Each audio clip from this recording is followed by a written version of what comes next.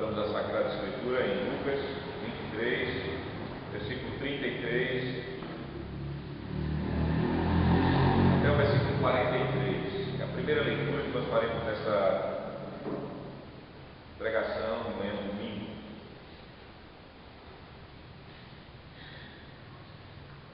Assim diz a palavra: quando chegaram ao lugar chamado Calvário, ali o crucificaram, bem como aos malfeitores, um à direita, outro à esquerda. Contudo, Jesus dizia: Pai, perdoa-lhes, porque não sabem o que fazem. Então, repartindo as vestes dele, lançaram sortes. O povo estava ali e a tudo observava. Também as autoridades zombavam e diziam: salvou os outros, a si mesmo se salve, se é de fato o Cristo de Deus, o escolhido. Igualmente os soldados o escarneciam e, aproximando-se, trouxeram-lhe vinagre, dizendo: se tu és o rei dos judeus, salva-te a ti mesmo. Também sobre ele estava esta epígrafe em letras gregas, romanas e hebraicas: este é o rei dos judeus. Um dos malfeitores crucificados blasfemava contra ele, dizendo: não és tu o Cristo? Salva-te a ti mesmo e a nós também.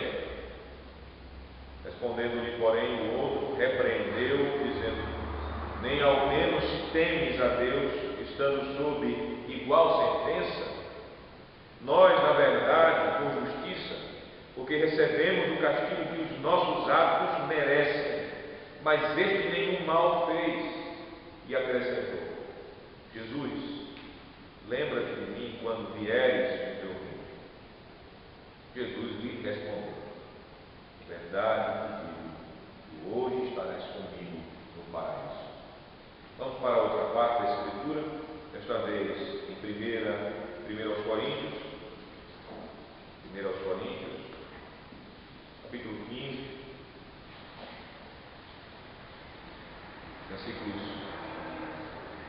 20 até o versículo 28. 1 aos Coríntios,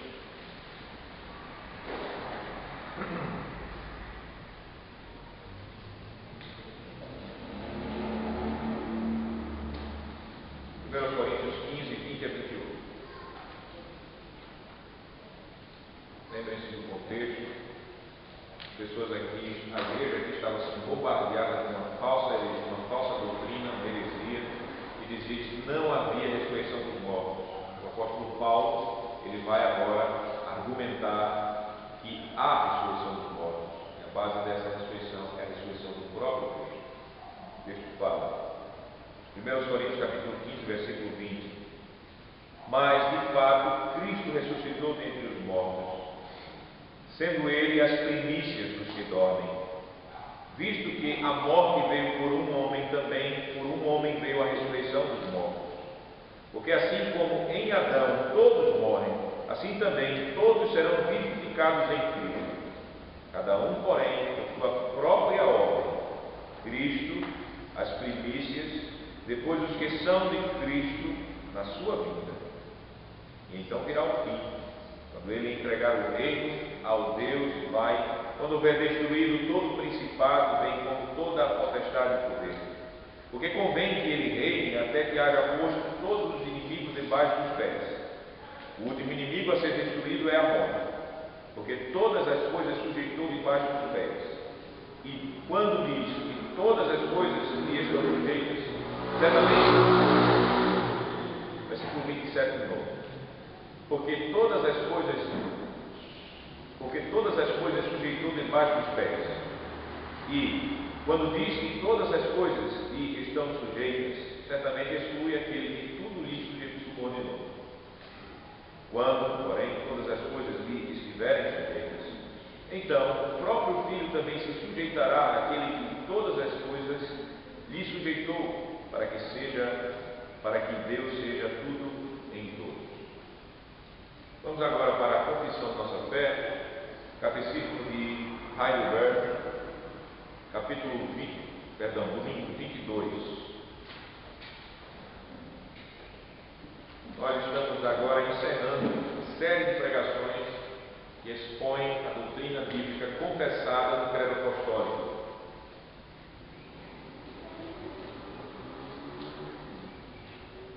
Domingo 22. Que consolo traz a você a ressurreição da carne? Resposta: depois desta vida, não somente a minha alma será imediatamente elevada para Cristo, seu cabeça, mas que também esta minha carne, ressuscitada pelo poder de Cristo, será reunida novamente à minha alma e se tornará semelhante ao corpo glorioso de Cristo. Pergunta e resposta 58. Que consolo traz a você o artigo sobre a vida eterna? Resposta: que, como já percebo no meu coração o início da alegria eterna, depois desta vida terei a glória perfeita. Esta glória nem olho jamais viu, nenhum ouvido ouviu, nem jamais concebeu-se no coração do ser humano. Então louvarei a Deus eternamente. Deixemos aberto os nossos catecismos nessa parte. Amada congregação de nosso Senhor Jesus Cristo, o contexto de nossa pregação é o Evangelho resumido no credo apostólico. Nós, pelo credo apostólico, podemos ver que a Igreja de Cristo, a Igreja após o Pentecostes, ela confessa a fé, claramente confessa a fé na ressurreição do corpo e na vida eterna. Uma fé que não é da Igreja após Pentecostes, mas uma fé que já vem sendo confessada há muito tempo. Abraão já cria nessa fé, essa doutrina.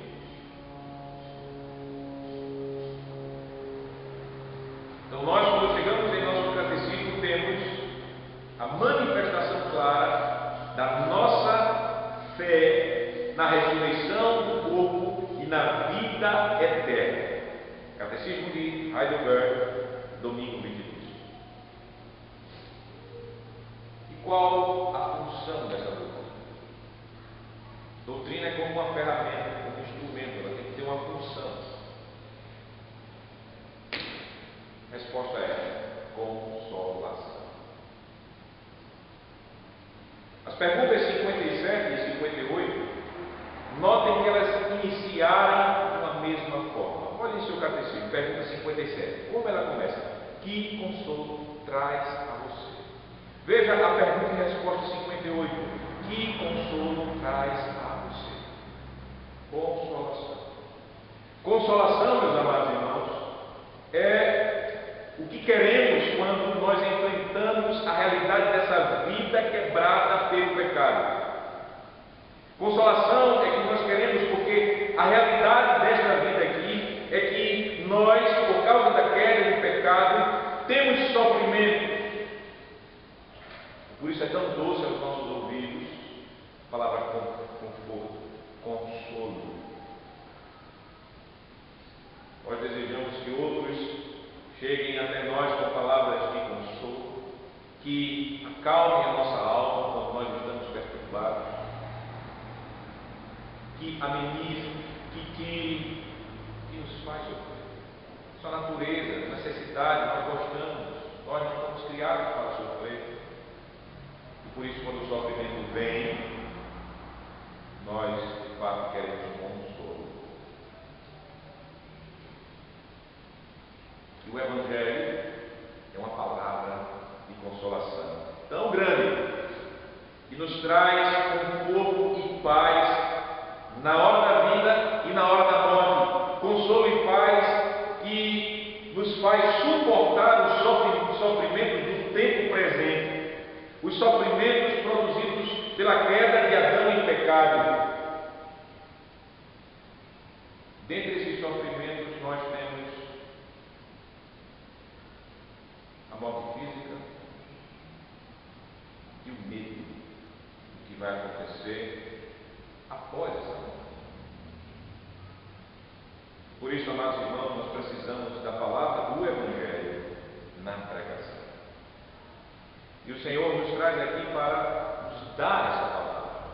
E o tema da pregação nesta manhã é o seguinte para nós: o Senhor Jesus nos garante a ressurreição da carne e a vida eterna. Esse é o tema de nossa pregação. O Senhor Jesus nos garante a ressurreição da carne e a vida eterna. Nós veremos dois pontos dessa pregação. Primeiro ponto, a garantia confessada, e em segundo lugar, a garantia consoladora. A doutrina da ressurreição da carne e da vida eterna são a consolação, doutrinas de consolação para o cristão. O Senhor Jesus, por meio dessas doutrinas, ele garante aos crentes: a morte física não é o final de nossa existência humana. O materialismo, tão comum em nossos dias. Quando você fala em materialismo, não pense em dinheiro. Não é isso. Materialismo, filosofia materialista, tudo é material. O materialismo de nosso dia diz que o homem é só um ser biológico.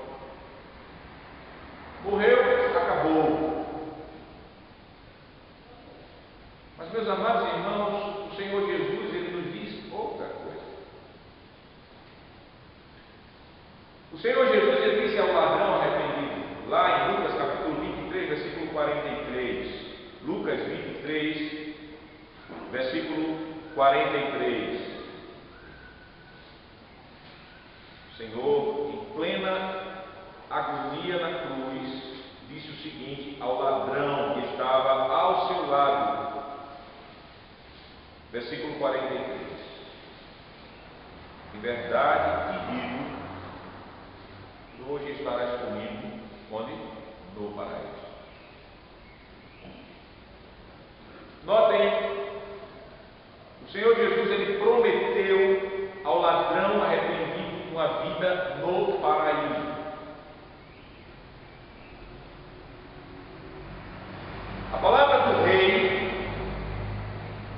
que a fé ela nos faz ver que Jesus é rei, como fez aquele ladrão arrependido ver Jesus como rei, porque ele clamou: Senhor, quando tu vieres com teu reino.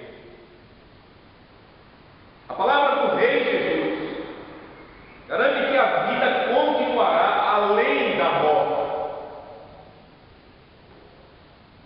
A morte física não seria o fim da existência humana daquele crente que estava ali ao lado de Jesus na cruz. O paraíso era o destino de Cristo, porque Jesus diz: tu estarás comigo. E daquele homem arrependido, o Senhor Jesus disse: em verdade te digo que hoje estarás comigo no paraíso. O rei, ele declarou, ele falou de um lugar certo,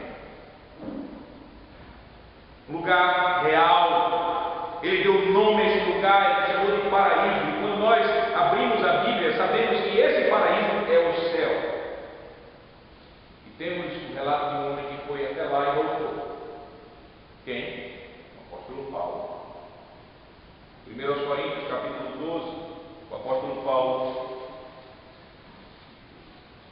com humildade, falando como se estivesse falando de um outro homem que ele conhecia, na verdade ele estava falando de si mesmo, dessa experiência especial que ele teve com o Senhor. Ele não sabe se foi por arrebatamento, ele não sabe se foi em visão, ele sabe que ele foi lá e viu o que a gente vai ver agora. 1 Coríntios capítulo 12, versículo 1 a 4.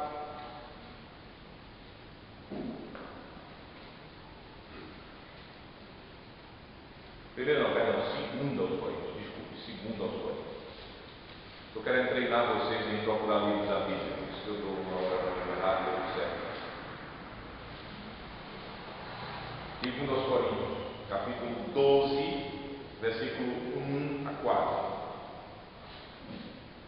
Se é necessário que me glorie, porque ele estava enfrentando oposição de facciosos dentro da igreja, que estavam querendo descredenciá-lo como apóstolo, e dizendo que ele era orgulhoso, dizendo coisas feias contra o apóstolo.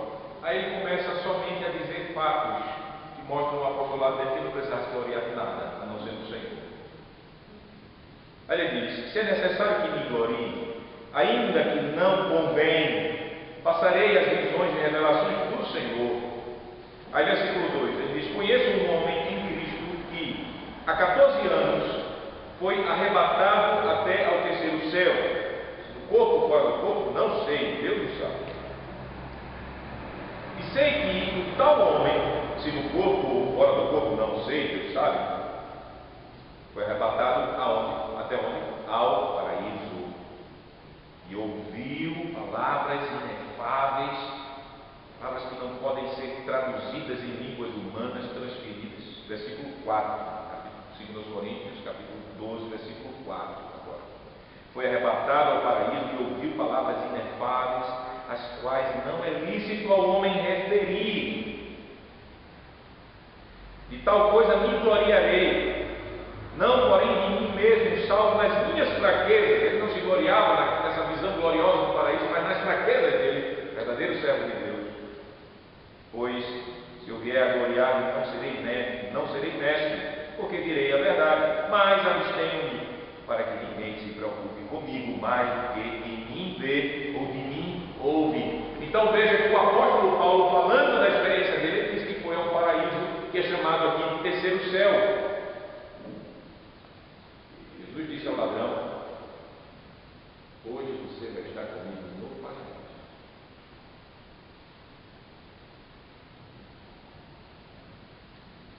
Esse paraíso é o lugar onde o Pai e o Filho estão com os anjos dele e os outros santos que morreram no Senhor.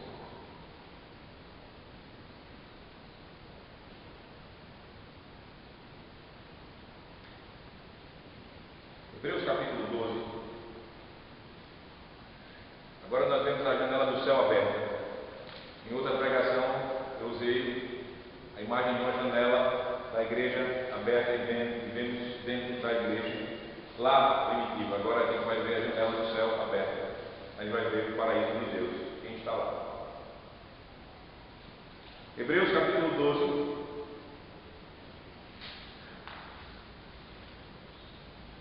Versículos 21.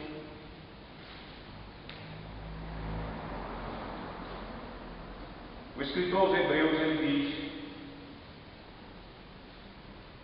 Hebreus 12, 21, na verdade, de tal modo é horrível o espetáculo que Moisés disse. Ele está lembrando lá Moisés no Monte Sinai, recebendo as leis, a lei do Senhor. Ele disse: sinto-me aterrado e trêmulo. Moisés disse isso. Versículo 22. Mas temes, está dizendo agora para a igreja em Cristo Jesus, a igreja no Novo Testamento. Mas vocês têm chegado ao Monte Sião e à cidade do Deus vivo, a Jerusalém celestial, e a incontáveis hostes de anjos, e a universal assembleia e igreja dos primogênitos arrolados do céu, e a Deus, o juiz de todos, e aos espíritos dos justos aperfeiçoados, e a Jesus, o mediador da nova aliança, e ao sangue da aspersão, que fala coisas superiores ao que fala do próprio Abel. Ele nos dá uma abertura da imagem do céu e mostra-nos a igreja que lá está. Nós fazemos parte dessa igreja. Paraíso de Deus.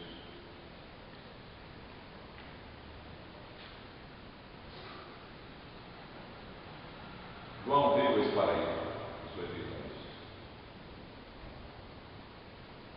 É lá em Apocalipse capítulo 2, versículo 7, que diz isso. E em Atos capítulo 2, versículo 32 e 34. Atos 2. É lá que nós sabemos que o nosso Senhor Jesus está, após a sua ressurreição, está corporalmente lá. Diferente do ladrão, que está em espírito lá. Mas Jesus está corporalmente, fisicamente. Veja Atos capítulo 2, versículo 32 a 34, o apóstolo Pedro pregando o sermão em Pentecostes, o primeiro sermão depois do derramamento do Espírito. Ele diz: a este Jesus Deus ressuscitou, do que todos nós somos testemunhas. Versículo 33, Atos 2:33. Exaltado, pois, a destra de Deus, tendo recebido do Pai a promessa do Espírito, derramou isto que vedes e ouvis.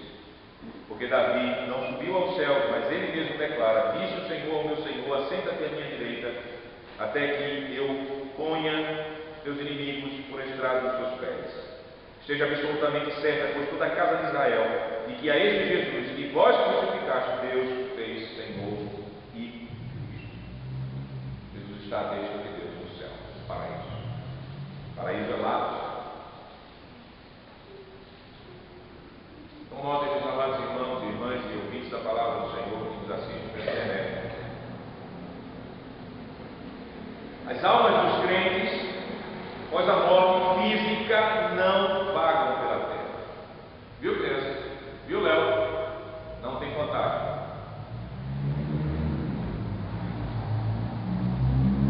As almas dos crentes, elas não reencarnam em outro corpo humano, ou em outro corpo, seja humano, se você for hindu, seja um animal, uma barata, uma formiga, uma vaca, uma cobra, um macaco, uma ave. Não. As almas dos crentes que morrem fisicamente, eles não vão dormir nem na sepultura, nem lá no céu, não vão para um limbo, para um tipo de meio céu. Iremos estar com o Rei dos Reis, o Senhor Jesus, no paraíso que está no céu.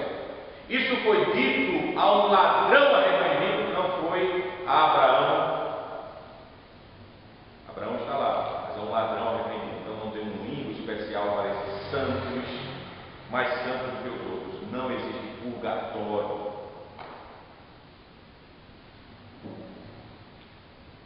O Evangelho não mostra isso.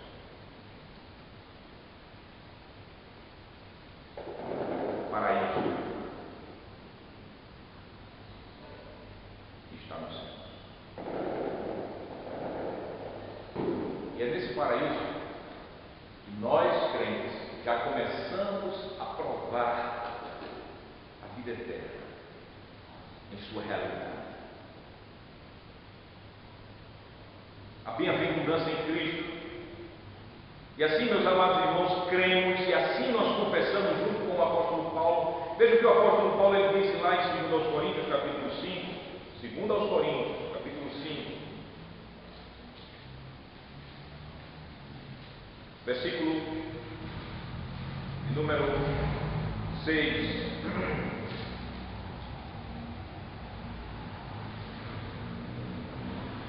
O apóstolo do Senhor fala: temos, portanto, sempre bom ânimo, sabendo que, enquanto no corpo estamos ausentes do Senhor, visto que andamos por fé e não pelo que vemos.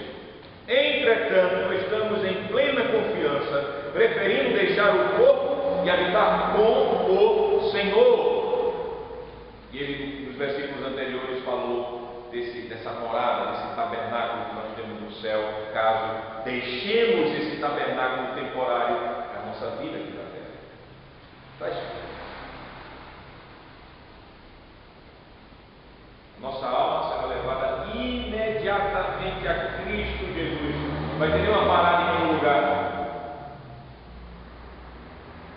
Enquanto nosso corpo voltará para o pó da terra de onde Deus o tirou. Isso é o cristianismo. Isso é a revelação da Escritura. Isso é o que nós confessamos. Por exemplo, veja a resposta 57. O texto diz que depois desta vida, não somente a minha alma será imediatamente, veja, imediatamente elevada para Cristo, seu cabeça.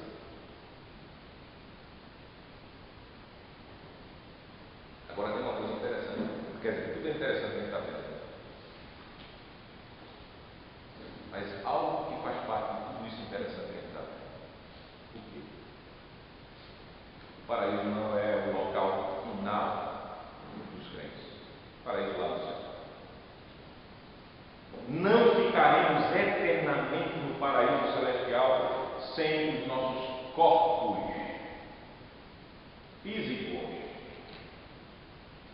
Lembre-se, primeiro, nós temos garantida a ressurreição de nossos corpos físicos.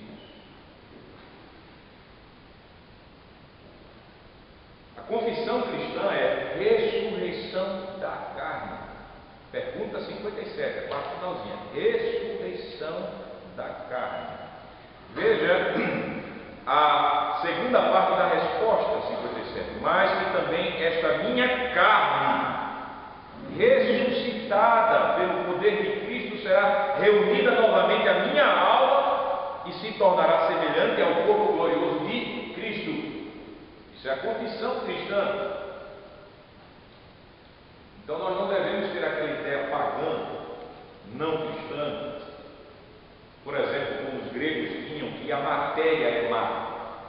Os gregos, eles olhavam para o mundo material e diziam, não, os gregos, né? Isso aí é mal, isso aí não é bom.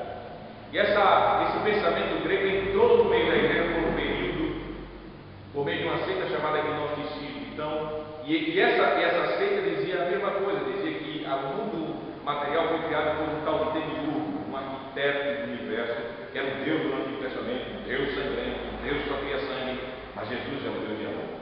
Essa mesma heresia você vê em muitas denominações ditas cristãs de hoje, negando o corpo. A igreja cai nessa, com aquela ideia do monasticismo, com a ideia dos suplícios, com várias ideias que se retirava a pessoa dessa vida material. Mas isso não é cristão. Desvalorizar a matéria. Por quê? Porque quando nós olhamos a Escritura e caminhamos somente pela simplicidade do Evangelho, nós aprendemos que toda a criação foi considerada muitíssimo, foi uma obra de Deus e foi considerada muitíssimo boa. Toda a criação, tudo, mas tudo. A mínima molécula, até todo cosmos, onde os grandes planetas e estrelas habitam, coisa material, é bênção, é boa, o corpo é bom, sua matéria é boa. Lembre-se que o Filho de Deus ele encarnou em carne humana. João ele fala sobre isso, João capítulo 1, versículo 1 a 13, ele vai dizer que o Verbo se fez carne e habitou em nosso meio. Lembre-se que o Senhor Jesus, ele criou para si, ele já era eterno, é Deus, sempre Deus, mas ele criou para si um corpo humano com carne, ossos e sangue, que ele tirou da Virgem Maria, da humanidade da Virgem Maria. Hebreus capítulo 2, versículo 14. Outra coisa, lembre-se que quando Jesus ressuscitou, ele também ressuscitou com o seu corpo físico, glorioso sim, mas físico, que tinha osso, tinha carne, pôde ser apalpado, e tinha até as cicatrizes das feridas que foram feitas nele, que os discípulos puderam pegar, ver, ele comeu. O fantasma não tem osso, o fantasma não existe.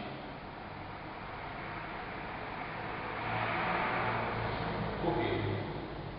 Porque o objetivo dessa ressurreição física de Jesus também é importante para a nossa redenção plena. Porque nós somos alma, nós somos corpo, nós somos de fato um ser único, alma vivente. O cristão crê nisso, o cristão confessa. O quê? E gozará a vida eterna em corpo físico glorificado, a semelhança do corpo físico do Senhor Jesus. Veja Filipenses capítulo 3, versículo 21, 20 e 21. Filipenses, outra carta do apóstolo Paulo. Filipenses capítulo 3, versículo 20 e 21. O texto, Paulo escrevendo à igreja de Filipos, igreja que foi fundada por ele, numa cidade onde todo mundo era uma cidade militar, era uma cidade que o Império Romano, uma ex-província militar, com muitos militares morando lá, aposentados. Então aquele sentimento de pátria era muito forte, algo fraco em nós, mas muito forte nos filipenses naquela época. pátria, patriotismo. Então veja, Filipenses capítulo 3, versículo 20 e 21 diz o seguinte: pois a nossa pátria está nos céus, de onde também aguardamos o Salvador. Então, o Salvador está no céu, paraíso. E continua: o Senhor Jesus Cristo, esse Salvador, o qual transformará o nosso corpo de humilhação, esse corpo atual que você tem, que eu tenho, em humilhação porque está debaixo da queda, para ser igual ao corpo da sua glória, segundo a eficácia do poder que Ele tem de até subordinar a si mesmo todas as coisas. Está vendo? Isso é Evangelho. Evangelho puro.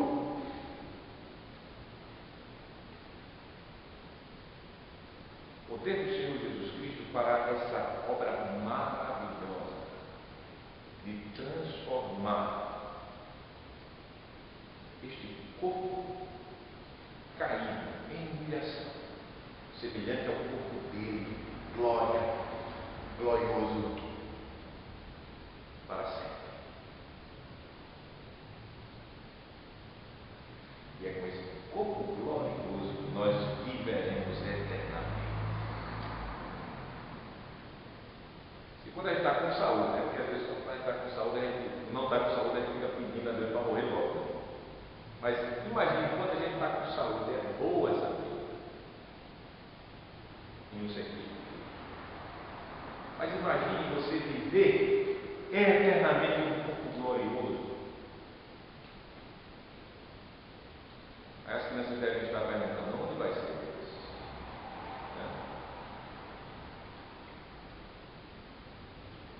Onde é que a gente vai passar essa vida eterna, corpo e alma e glória? No paraíso, no céu? É até legal pensar em ficar voando e pular de nuvem a nuvem. Eu acho que os meninos que gostam mais de esporte radical ficam mais vibrando nisso. E as meninas também. Verdadeiramente, quando nós morrermos em Cristo, nós vamos direto para a presença de Deus no céu. Nós vemos isso na Escritura. Mas, quando nossa ressurreição física gloriosa acontecer, nós viveremos eternamente no universo restaurado pelo poder de Cristo. O universo. Todo o universo. Isso não é história de Testemunho de Jeová. Por favor, não pense que é história de Testemunho de Jeová. O Testemunho de Jeová, de fato, fala que nós, eles, né? O resto não, mas somente eles vão habitar nessa terra. O erro deles é pensar que só eles e a doutrina deles vai levar essa habitação na terra. Mas Jesus, o Evangelho, ele nos diz que nós viveremos em corpo e alma neste universo restaurado.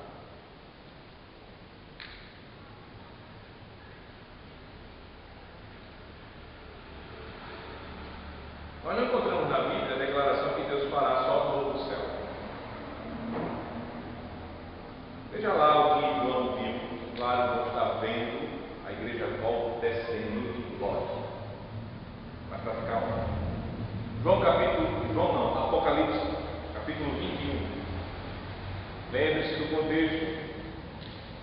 Os crentes sendo perseguidos até a morte. Quando a morte bate na nossa porta, já é ruim para o nosso coração humano. Mas imagine estar morrendo por meio de tortura, por meio de perseguição. Era esse o contexto quando João estava recebendo essas revelações. E veja o que João ele fala, lá no capítulo 21. Versículo 1, o texto nos diz: vi novo céu, pois o primeiro céu e o mar, já está assim escrito na sua Bíblia? Não. Só está escrito céu na sua Bíblia? Não. O texto diz: vi novo céu e nova terra,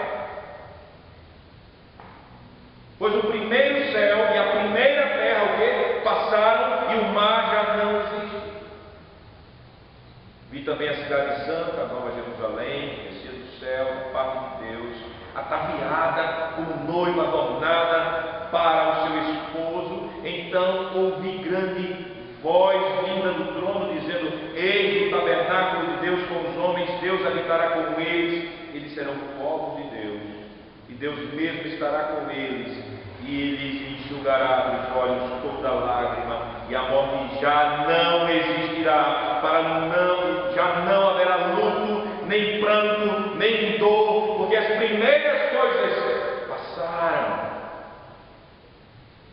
Novo céu, nova terra. Lembre-se da leitura que nós fizemos lá em 1 Coríntios, capítulo 15. Isso vai acontecer quando Jesus subjugar tudo, subjugar a morte. Então, chegou o tempo da nossa ressurreição para vivermos nesse cosmos restaurado.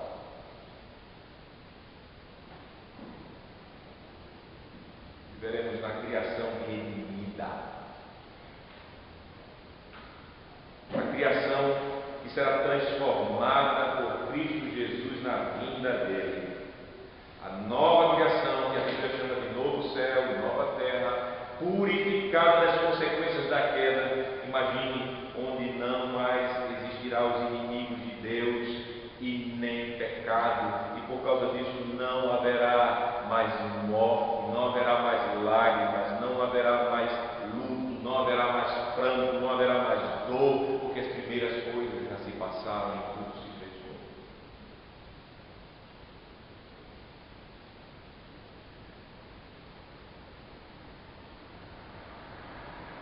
Assim, nessa nova criação viveremos eternamente.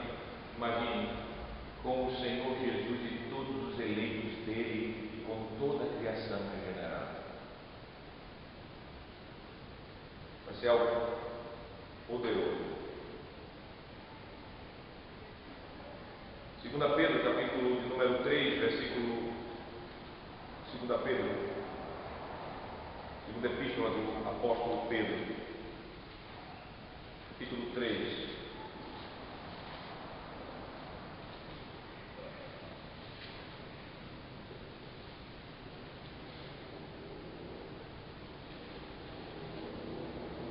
Versículo número 10.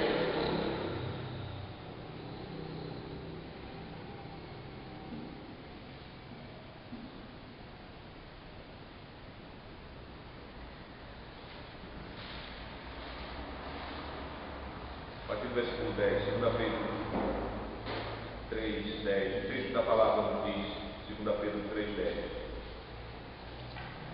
Falando sobre a vinda do Senhor e o que acontecerá nessa vinda. Uma vida que tem sido considerada demorada para os homens ímpios, e por causa dessa demora, motivo de blasfêmia contra a fé cristã. Mas o apóstolo ele diz, versículo 10: virá, entretanto, como ladrão o dia do Senhor. Lembre-se, o ladrão ele vem sem dar aviso prévio. No qual os céus passarão com estrepitoso estrondo, um barulho gigantesco, e os elementos se desfarão abrasados. Também a terra e as obras que nela existem serão atingidas. Visto que todas estas coisas hão de ser assim desfeitas, deveis ser tais como os que vivem em santos procedimentos de piedade, esperando e apressando a vinda do Senhor, do dia de Deus, por causa do qual os céus incendiados serão desfeitos e os elementos abrasados se derreterão. Nós, porém, segundo a sua promessa, esperamos novos céus e nova terra, nos quais habita a justiça. Veja que a visão cristã não é gnóstica, não é grega. A visão cristã está aqui dentro de nós. Veremos nessa terra cordial. Lembre-se que uma das bem-aventuranças de Jesus foi qual? Mateus capítulo 5, versículo 5. Jesus ele abrindo e dando a constituição do seu reino. Ele disse, Mateus 5,5, bem-aventurados os mansos. Ele está falando aqui dos crentes. Porque o quê? Porque herdarão a terra.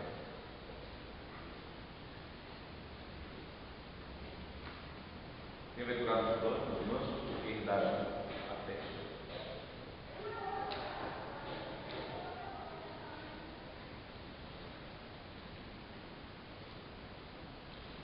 Notem, meus amados irmãos, que a doutrina cristã ela não gera, ela não produz incertezas sobre o que depois do portão da morte nos espera.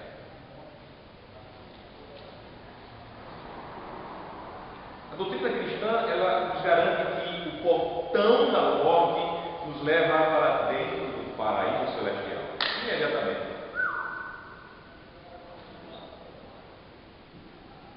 A doutrina cristã ela nos garante que é desse paraíso celestial que nós iremos voltar, as nossas almas irão voltar para assumirem os corpos em que vivemos aqui nesta terra.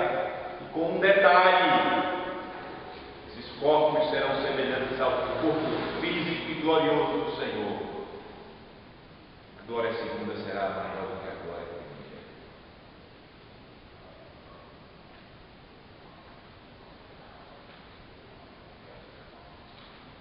O apóstolo Paulo, lá em 1 Coríntios capítulo 15, desfazendo, de fato, Paulo pulverizou a heresia de que não há ressurreição dos mortos. Não vou dizer nem que ele quebrou, ele pulverizou. Tornou pó e as partículas saíram por aí. Veja o que ele disse. 1 Coríntios capítulo 15, ele diz: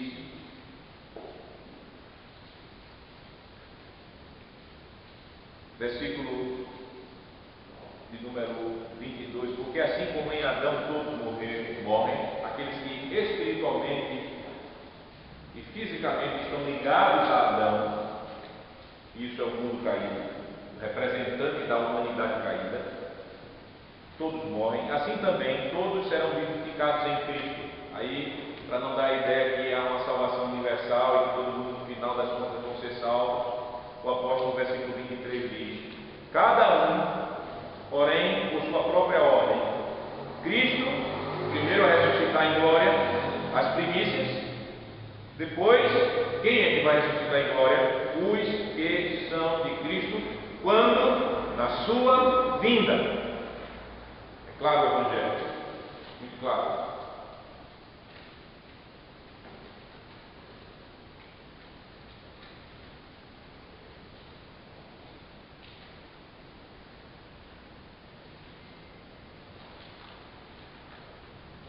Nós teremos um corpo ressurreto semelhante ao de Cristo. Essa é a nossa confissão. Confessamos isso no domingo 22 do nosso catecismo, de modo muito claro. Essas são as bases da nossa confissão. Esse é o nosso consolo. Consolo, coisa boa. Só no Senhor Jesus. Isso é detalhe importantíssimo. Só no Senhor Jesus. Prestem bem atenção, crianças, especialmente as crianças. Não quer dizer que os adultos vão ficar agora, a pessoa chamou a atenção dessa criança. Prestem bem atenção, crianças. Foi Jesus o primeiro que entrou pelos portões da morte. E ele voltou por meio desses portões como um rei vitorioso. Ele se apresentou na ressurreição com o poder dele. E ele voltou para nunca mais morrer. e a carne humana dele glorificada.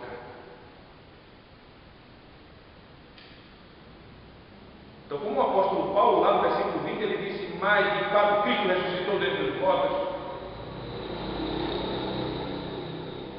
nós podemos ter a certeza que só temos a garantia da vida eterna porque Jesus ressuscitou. Só. Estou em glória, fisicamente em glória. E por isso, você está em Cristo, até sendo bem novinho, pode ter essa certeza. Jesus e só Ele nos garante essa ressurreição gloriosa e a vida eterna. Você pode ter a certeza e se consolar que só por causa de Jesus ressurreto e glorioso, pela graça de Deus, nós que somos dele ressuscitaremos física e gloriosamente para vivermos a vida eterna com o nosso Salvador amado e com todos os eleitos de Deus.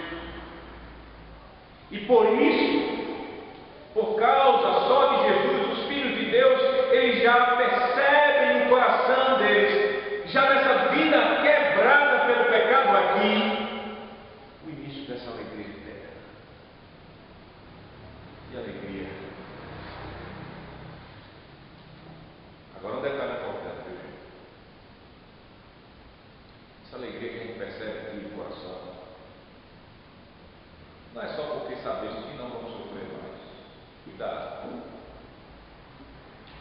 Cuidado a sua alegria não ser visando só isso. Não vai ter mais vai ter mais plano de saúde para pagar. Aqueles que têm, não vai ter mais SUS.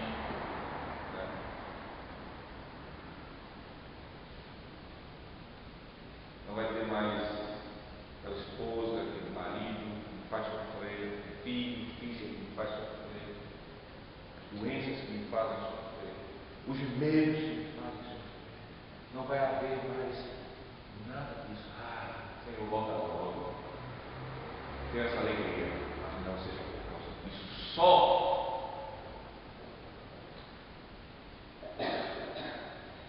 Nossa alegria é acima de tudo, porque nós estaremos eternamente com o nosso amor, com o nosso amado. Vamos estar com o nosso Pai amado. Nós estaremos com todos os nossos santos amados. A nossa alegria, meus amados irmãos, é por causa acima disso. Porque se nós supormos em imaginar uma vida eterna em corpo e alma sem Cristo, para nós não interessa, é inferno, é melhor a gente ser descrente, é melhor a gente ficar nesse mesmo engodo e engano e mentira do mundo sem Cristo. Um mundo que, se pensar que vai tirar na loto, vai ter que ficar aqui até não morrer.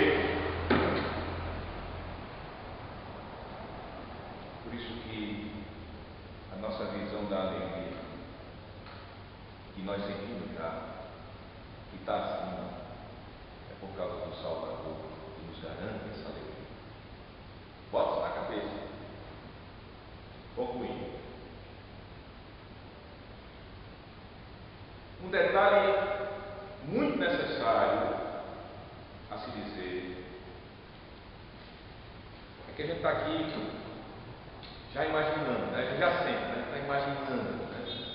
Esse dia glorioso da volta do Senhor, quando tudo será subjugado por Ele, é a morte. E Deus será tudo em todos, ou seja, nenhuma partícula dentro do universo vai estar em contradição com Deus. Tudo vai estar servindo a Ele, porque Jesus concluiu a obra plena e restauração plena. Mas eu quero dizer a você, por mais glorioso que você imagine ser a vida eterna, a imaginação humana não consegue chegar nem perto da realidade, da materialidade, da glória dos filhos de Deus que o Evangelho está nos revelando. Nem perto. Você pode imaginar isso? Vamos para uma ilustração. Imagine Eu acho que quem é mais velho já passou por isso. E você também, que é mais novinho, passou também por isso já. Imagine quando você vê um cartaz de um parque de diversão bem incrível, um parque de diversão. Acho que o maior parque de diversão que vem na cabeça da gente quando a gente pensa nisso é Disneyland. Coisa incrível. Tirando os pecados do grupo Walt Disney que tenta nos desviar de Cristo, né? Só pensando nas brincadeiras bonitas e coisas lindas, a gente fica Beto Carreiro hoje, né? Estou vendo gente aí que está doido, quase bonito, por causa de Beto Carreiro hoje. Aí você passa e vê o cartaz, aí você vê vídeos, aí você consegue conhecer colegas de um colega que traz para você as gravações das brincadeiras que você passou naquele parque. O que acontece com você? Rapaz, que coisa, né? Que coisa mais grande, eu tenho vontade, eu tenho alegria de estar nesse parque, de querer estar nesse parque. Você já vai querer estar no parque e você já se alegra só por meio da imaginação sua, não é isso? É. Mas saiba disso. Eu acho que quem já foi num parque, não desse que eu já citei, mas quem teve a experiência pequenininho, daquele parque, até mesmo daquele parquezinho que chega lá no bairro de casa, quando ainda é pequeno, saiba que quando nós entramos num tal parque, quando nós vemos a realidade dele, quando nós vemos aquelas luzes, daqueles brinquedos, que é até alucinante, quando nós entramos nos brinquedos, quando nós começamos a brincar, já imagina a montanha-russa, a primeira vez que eu fui na montanha-russa, para quem gosta.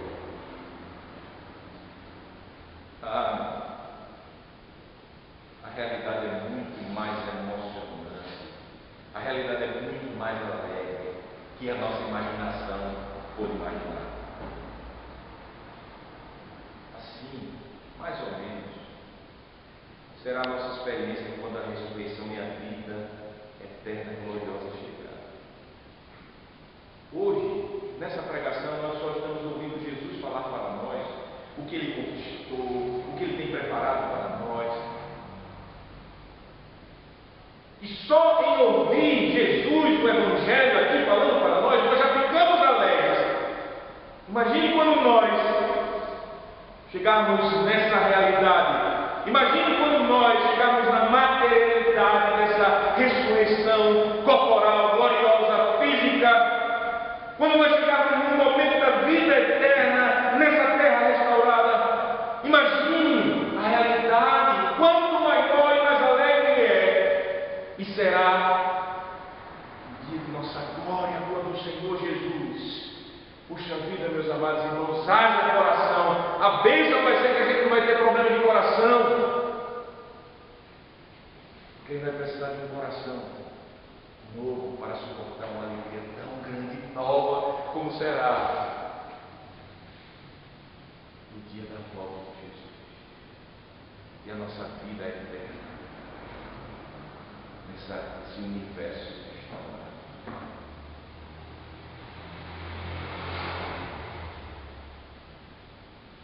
Maravilhoso isso. Será muito mais alegre que o melhor parque de diversão desse mundo. Por isso as crianças podem ficar muito felizes. Não se iludam com o parque de diversões aqui. Não se compara com a alegria que temos em Cristo.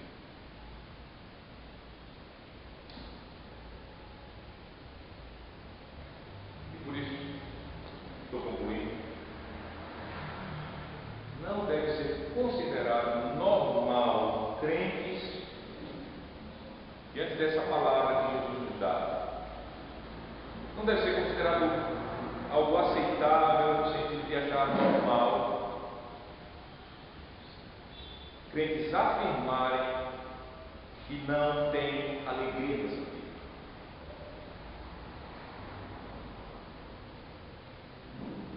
Para pensar, com luz nessa palavra do Evangelho, o peso de você dizer: eu não tenho uma vida alegre.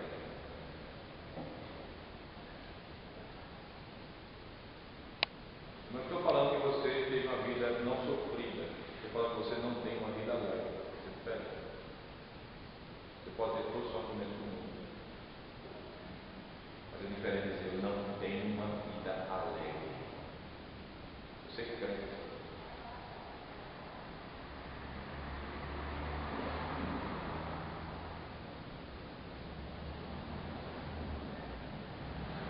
Jesus ele falou para nós: no mundo tereis aflições, tende bom ânimo, eu venci o mundo. Se ele parasse com essa, no mundo tereis aflições, estava acabado com o Evangelho. Mas quando ele disse: tenha bom ânimo, eu venci o mundo, acabou-se. Acabou-se o motivo de eu dizer, e acabou-se o fundamento de eu dizer: eu não tenho uma vida alegre.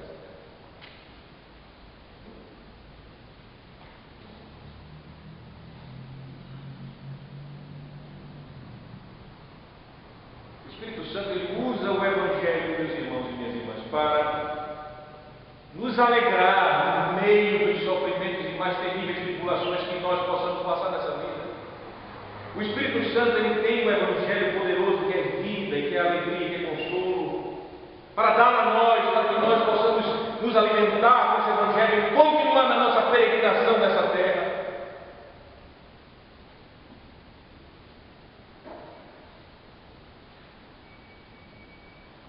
Ele nos lembra que nós temos em Cristo Jesus, a alegria que temos com Ele já podemos perceber, e a alegria que ainda nós iremos receber plenamente.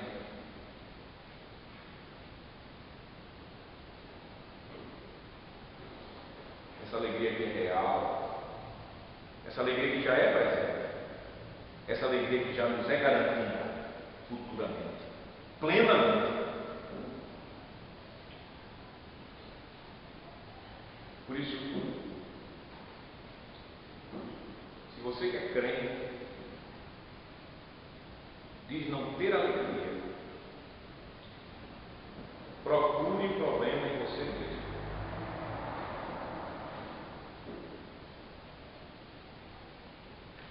Veja onde você tem posto sua mente e o seu coração. Em que você tem meditado? Qual tem sido a cultura que você tem vivido?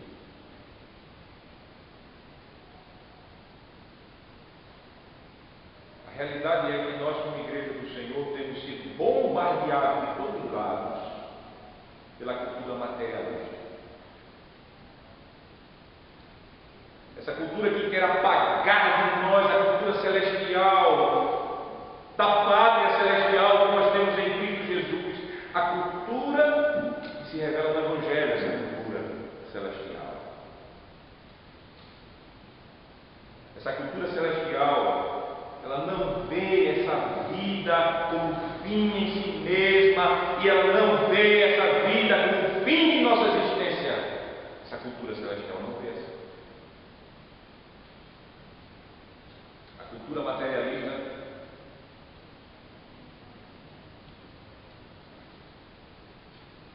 e nós aprendemos logo cedo, quando somos pequenos, na pré-escola, aquela cultura que vocês sabem, crianças, que a professora diz a você: olhe, o ciclo de nossa vida é nascer, crescer, reproduzir e morrer. Ah, isso é coisa assim, simples.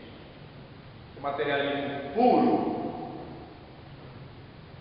A vida começa, nasce, concepção, para alguns materialistas não, e vai terminar na morte, acabou-se. Isso é colocado com nossos filhos nas nossas escolas.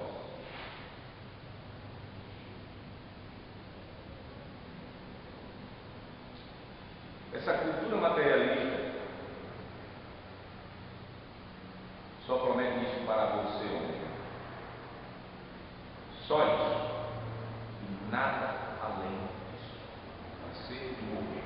Acabou-se.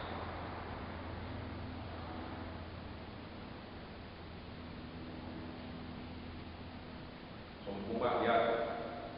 Mente, coração, livro, televisão, filmes, conversa.